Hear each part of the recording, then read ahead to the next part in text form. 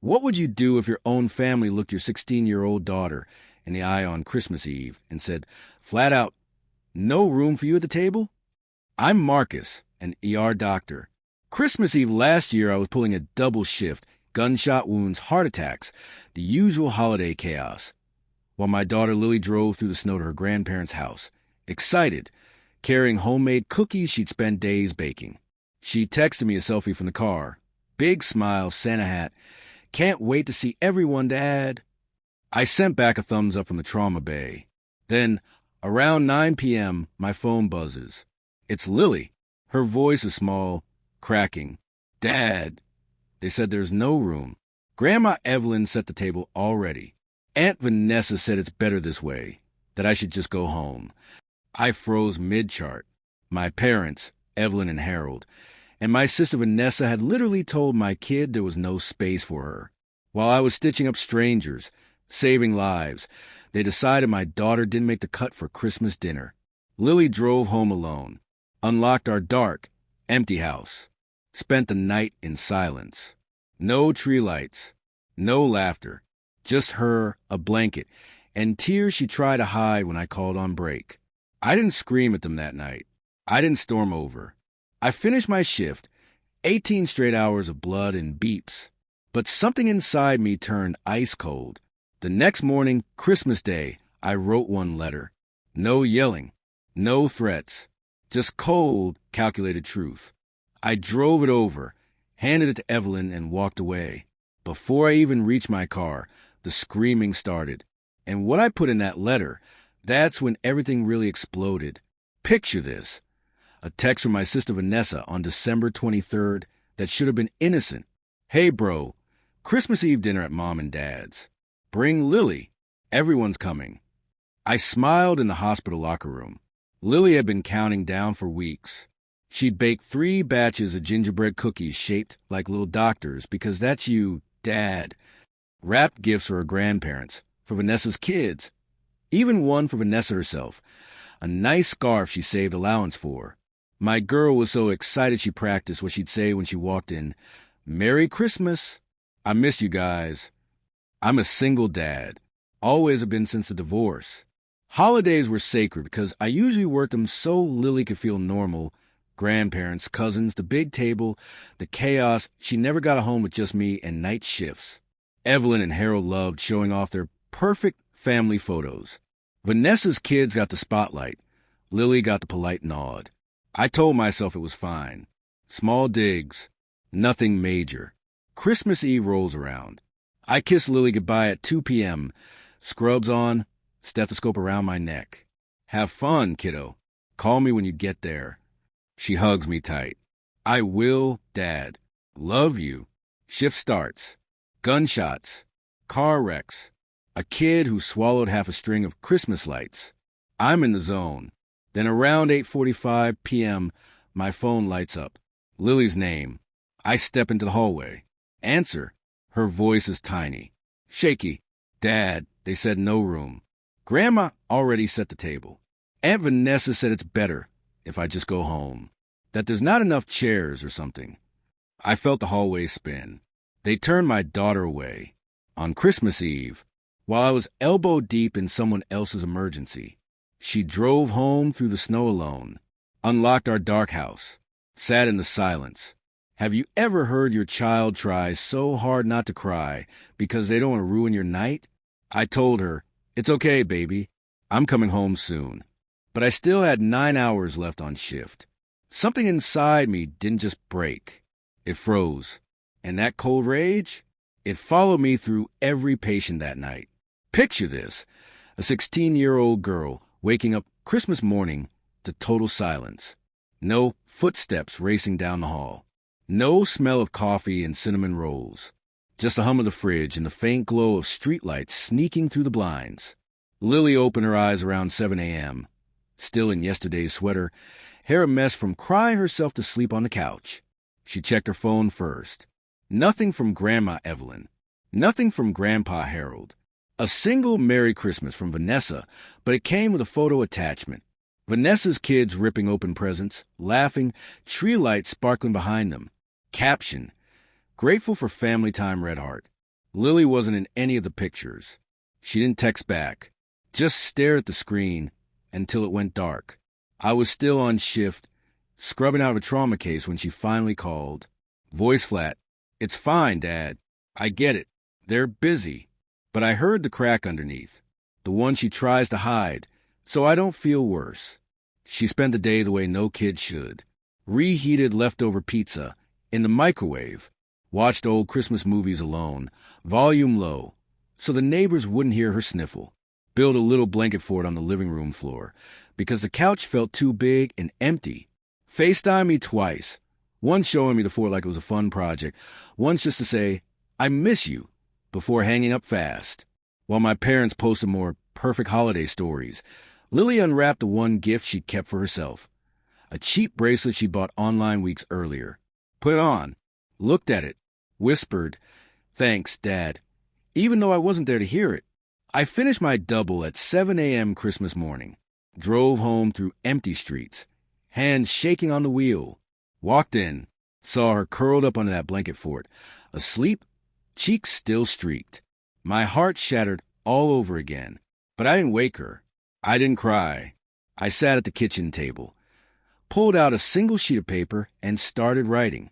One page. No anger on the surface. Just facts and consequences. What I wrote next, that's what turned silence into screams. One page. One envelope. One chance to say everything without raising my voice. Have you ever written something so calm it felt dangerous? I sat at the kitchen table while Lily slept in her blanket fort. Sun barely up. Coffee cold. Pen steady. I didn't rant. I didn't curse. I listed facts the way I chart a patient's vitals. Clear, chronological, undeniable. First, every holiday for the last 5 years, I've worked so Lily could have family time. Second, the extra $15,000 I quietly sent Harold and Evelyn over 3 years to help with their mortgage after Grandpa's heart surgery. Third, the $8,000 college fund starter I set up for Lily, money I earned, but they insisted on holding in their joint account for safekeeping. Fourth, every so jab at my divorce. Every time Lily was seated at the kids' table while Vanessa's children got the prime spots. Every, which is so full this year, excuse that only appeared when Lily showed up. Then the consequences. I wrote, "You made your choice on Christmas Eve. You said no room for my daughter. So now there is no room for you in our lives." Effective immediately. No more invitations, no more visits, no more financial help. The college fund has been transferred to a trust in Lily's name only. You no longer have access or visibility. You chose who matters. Live with it. Short, surgical, no threats, just reality. I printed it, folded it, sealed it. Lily stirred when I stood up. She blinked awake, saw the envelope in my hand. "What's that, Dad?" I kissed her forehead. "Something that ends this. Go back to sleep, baby." Drove the 10 minutes to their house. Snow still on the lawns. Christmas lights blinking like nothing had happened. Rang the bell. Evelyn opened the door, robe on, fake smile fading when she saw my face. I handed her the letter. "Read it, all of you." Turned, walked back to my car. Before I reached the driveway, I heard the first scream, then another, then all of them. What happened inside that house next morning? That's when the real fallout began. The next morning, they found the letter. I was back home making pancakes. Real ones, not microwave junk. When the calls started flooding in, first Evelyn, voice shrill enough to crack glass. "Marcus, what is this? How dare you?" Then Harold, gruff and demanding. "Get over here right now and explain yourself." Vanessa texted nonstop. "This is insane. You're ruining Christmas for everyone." Apologies? Zero. Regret for Lily? Not a single word. They screamed my name like I'd set the house on fire. Cried about betrayal. Called me selfish. Threatened to tell the whole family what I'd done. Funny how fast outrage appears when the money stops flowing and the access vanishes. I didn't answer. Didn't block them yet. Just let the phone buzz itself into silence on the counter. Lily wandered into the kitchen in her pajamas. Hair wild, eyes still puffy. She saw my face, saw the phone lighting up, and quietly asked, "Is that them?" I nodded, handed her a plate of pancakes with extra syrup. "Yeah, but we're not picking up today." She sat, took one bite, then another. For the first time in 24 hours, a real smile flickered. Small, tired, but real. We spent the rest of Christmas like that. Just us, small tree, board games, her showing me dumb TikToks while I laughed harder than I had in months. No guilt, no pretending, just peace. Later that week, I changed numbers, blocked every account, transferred the last of the college funds into her name alone. They tried showing up once, Evelyn on my doorstep with red eyes and a rehearsed speech. I opened the door just enough to say, "You made your choice. Now live with it." Closed it, never opened it again. Revenge isn't loud explosions. It's quiet decisions. It's choosing your kid over blood ties that never earned the title family. Lily's grades went up. She started smiling in photos again. We built our own traditions, ones that actually include her. And my parents, they still talk about that letter. But we don't talk to them. That Christmas, they said no room for my daughter. So I made sure there was no room for them in our lives anymore. Lily turned 17 a few months later. Her grades climbed. She joined the school newspaper, started writing stories about people who choose kindness over convenience. She laughs easier now, sleeps without the light on. When she talks about Christmas, it's not with hurt in her eyes. It's with the quiet pride of someone who learned early what real family looks like. I still work holidays, still come home exhausted. But now when I walk through the door, she's there, with hot chocolate ready, bad jokes queued up, and no empty chair at our tiny table. Family isn't blood. It's who shows up when it counts. Who makes space even when the table's full. Who chooses you without hesitation. My parents, Vanessa, the whole crew, they still whisper about that letter. Still send occasional guilt trip texts from new numbers. Still post, "Family is forever," memes like nothing happened. But we don't answer. We don't look back.